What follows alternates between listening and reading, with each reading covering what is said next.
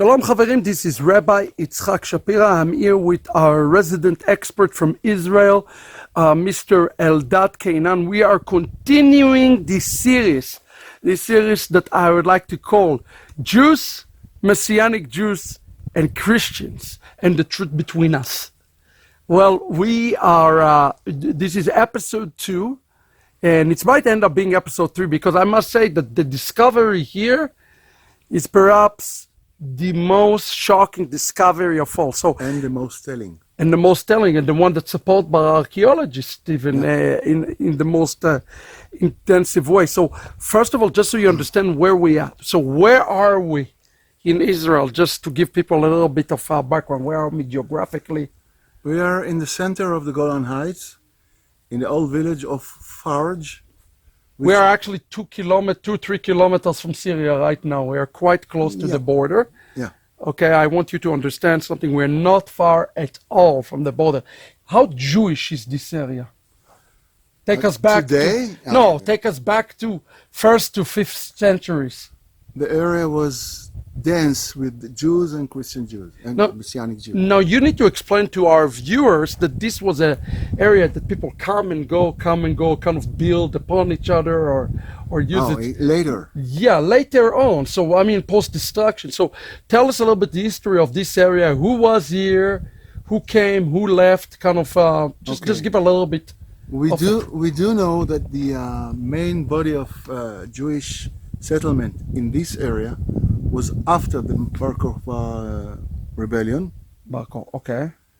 And as I said in the former video, halachically, Golan Heights and the Galilee are the same. So, okay. So all the halachas. What does that mean? All the halachas that applied in the Galilee were applied here as well. Okay. So very, very Jewish area. Yeah. Now, we know that we're already established with Messianic Jews here, all throughout the Galilee area. The highlight moment here for us is you believe that Messianic Jews and even Christians live here together. Yeah. But more specifically, the Messianic Jews were viewing themselves very, very Jewish in this area. Yes, but they still insist to show their slightly different identity. What do you mean by that? When you say slightly different, this is where it gets tricky. Yes. Are they Jews or are they something else? They are Jews, but the difference is that they accept Jesus for Messiah. This is the difference. But the only difference. Do you think they still view themselves as Jewish? Of course. No doubt about it. No doubt. And we have the confirmation of a very important church father, Saint Irenaeus of Lyon, who said just the same. He said the same, and he spoke quite negatively on Messianic Jews. Of course. Yes, he did. So what do we look at here? What is this building? This building is, in fact, the result of a secondary building. When the Horanites came here in the 8th century. Who were they? Muslims from the east, deeper in Syria. So remember, they're coming here, and there's ruins here, right? Yeah. This is ruin. It's important to talk about the earthquakes, right? So when you talk about ruins, talk to us about this. There's been a lot of earthquakes in this area. Indeed, and the largest we know in the 8th century, right? There was a big one. Yes, and the largest we know, the most destructive we know, was in 749 CE. Okay, that was a huge one. So we can imagine that some of those pieces of rocks that we see right now, there are debris all over the place, right? Yes. Is it a fair assessment to say that? Yeah. So they're coming in the Horanic, which they're actually known for not being the smartest people. Yeah. And what do? They're establishing here. They rebuilt the building using the old stones. But I understand there was something unique about the Horanic. Yes. We have to get in to see it. What is the uniqueness about their structure? Their roofs. Okay, let's go there. Let's go check it out. Friends, we are here live. I hope you're going to be very blessed. Very, very, very blessed by this. We are inside the cave. No, it's a home. A home, excuse me, inside a home. I call it a cave, it's a home. Now let me, hold on a second. Let me show them. As we learned, this is a house that will be built with a Horanic rebuilding, it should say. So what do you think? It was complete ruins, or do you think? I think it was almost completely ruined. Okay. And these Horanites. Now they knew there was an earthquake here. They knew that. Of course, but they also knew that the place was abandoned. Abandoned. And what do you think they did to rectify this situation? Their building structure is very unique. Yes, their roofs Yes. were made of these basalt beams with no cement. No cement whatsoever. So how did they mend it together without? Just put one on one. And how do they stuck? How do they stick? And the fact that no sticking, only the weight of the stones. Wow. Yes, and when the earth is shaking, this structure allows the energy to go through, but not to break the roof. Okay. Now, Eldad, what is this? People probably scratch their head. They say, those are Muslims. What does have to do with the early Messianic Jews? Everybody's probably... No, they came later. But they said, I think everybody scratched their head. They said, what this have to... That's much later. Oh, we were lucky enough that this Horanian rebuilt this house using the older. So how do you imagine? Take us through the process. They would collect the stones from all around this area. Yes, it was a pile of stones. Pile of stones. They come here and they establish the stones. Yeah, I just rebuilt the house. As you can see here, they had the livestock in the basement, while the people lived just around. They live here. Yeah. And that was where they keep the sheep, deer, whatever. Sheep and goats. Sheep and goats. I don't believe a camel could get in. Okay, very interesting. So this is somebody's living room, yes? Yeah. Maybe In fact. sleeping quarters. So, Mr. Keynan. Yeah, and the bar is over there. Oh, the bar is... Mr. Keynan, what is the heck this have to do with Messianic Jews? Yes. Well, we are lucky that these Horanians rebuilt this house because they used this beam Okay. to support the roof. Okay. They didn't know what they're doing. But you can see here a 7 branches menorah. Oh my goodness. There is a menorah on the beam. And 7 branches. Yeah, which That's is supposed to be very exclusively Jewish. supposed to be. Let's make sure we get it clear. I will talk to you about it later. But can we say 7 branch menorah is Jewish? Yes, everybody says so. Now this beam, I notice, is going from one side of the house To the other. Okay, so It's quite large. It's huge. It was a lintel of an entrance to a public building. So do you believe that that was an entrance maybe for a synagogue? Could be. What public buildings Jews used back then? Huh. They didn't have a social center. The social center was the synagogue. Okay, big deal. We found a stone with 7 kanim, which means there was a Jewish ruin there. That's number one. We conclude that there was a Jewish ruin here. Yeah. Sama. I think we can reasonably say so. Reasonably and correctly, yes. Okay, what does it have to do with Messianic Jews, though? Oh, that's a good question. Now we are looking at the other end of the Bible. And I want everybody to understand, this is one beam. Yeah, There it's is the same no beam. way that this is a different beam. No, it's one and the same. And this is the original beam, yes? Yeah. Okay, what do we see here? A 5 branches menorah. A 5 branches menorah, yeah? Although there is enough room for another pair of branches. It has only 2 pairs of branches and a single in the middle, which is 5. So The what? other one is 7. Wait a second, what is a 5 branch menorah, Eldad? What is a Well, 5 branch? I would say that Can we see that again? yes, why not? You can see it quite well. Yeah, we can see it quite well. Very clear. Yeah. The 5 branch menorah. What does that represent? Is it Yeshua? If there was no 7 branches over there, it would be it could be easier to interpret it. But the the presence of the 7 branches menorah on one side, on the other end, yes, and the 5, when there is still enough room for another pair. This was made deliberately.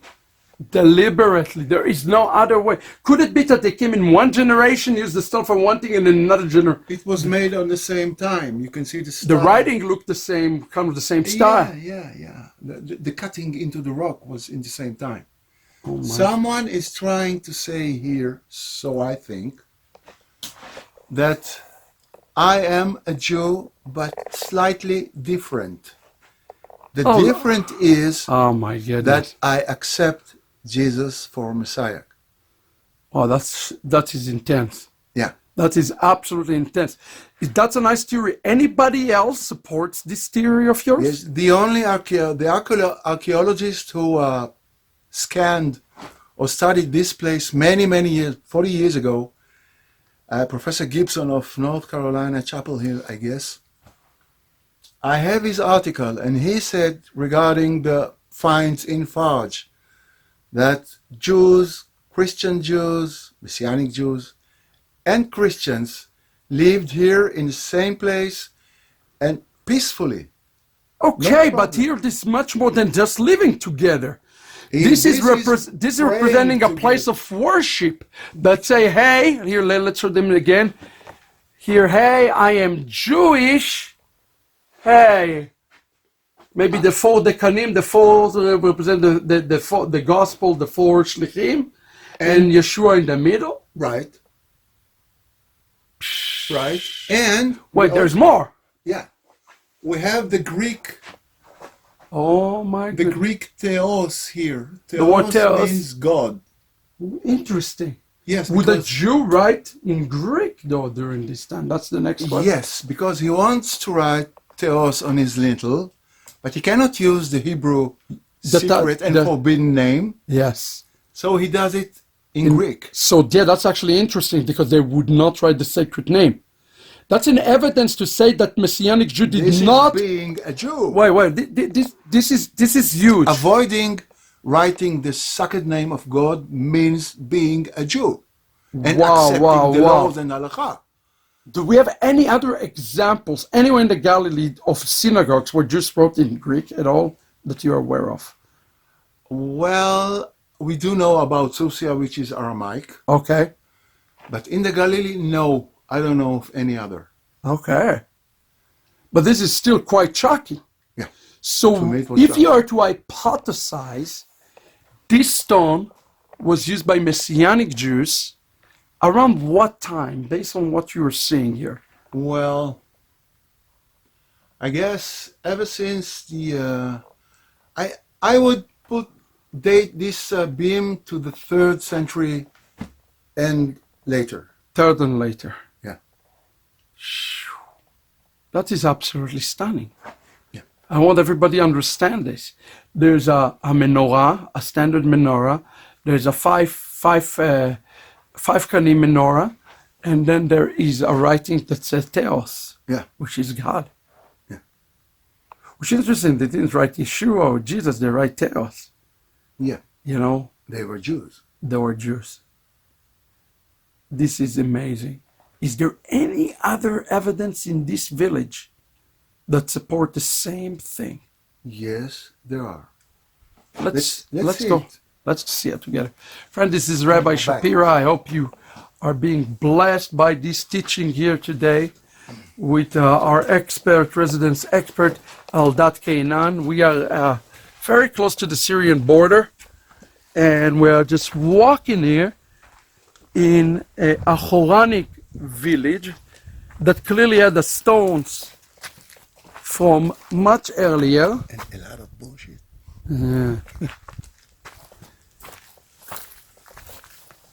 And conditions is not great.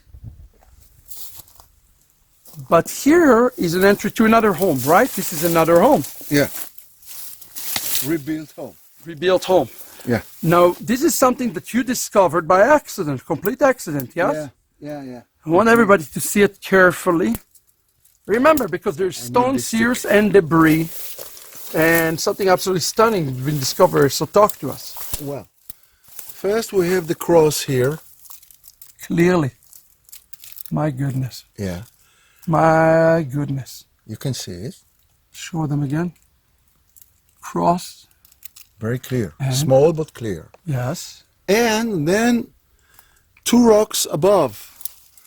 The 7 branches menorah. Oh man, it's clear now. I'm not saying that this was a synagogue or something. I'm just saying that What are you saying? we don't even know that both stones were on the same original walls of the original house. But that the best This was built by the Horanic. Yes, they just took the Yeah, stone. but the fact that right here we saw the beam. Yeah. Listen, we need to put 2 and 2 together here. Well, this is,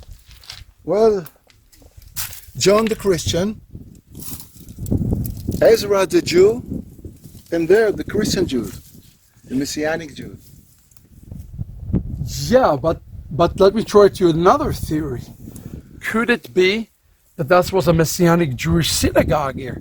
Could it be that there's been a Messianic Jewish center or synagogue here? Not just Messianic. Jewish. Messianic Jews Jewish share the same synagogue. synagogue. Could it be that these 2 stones used in the same structure? Could be, but could not be. When the Horanian came and rebuilt this house, they just took stones and made walls of them. We are lucky enough that the stone is not turning in, so we can see it. Yeah. And the menorah. Absolutely amazing. But look, the fact that the beam is 1 beam. Yeah. That's what makes me consider Consider it a suspect. 1 building for 2 concepts. So what can we learn from this Eldad? Give us something we can What chew. I'm contending for many years now, that Jews and Messianic Jews lived here in Israel, and I consider the Golan Israel, Eretz Israel, lived in Israel and shared the same synagogues, the same places of life, shared life peacefully, with no problems.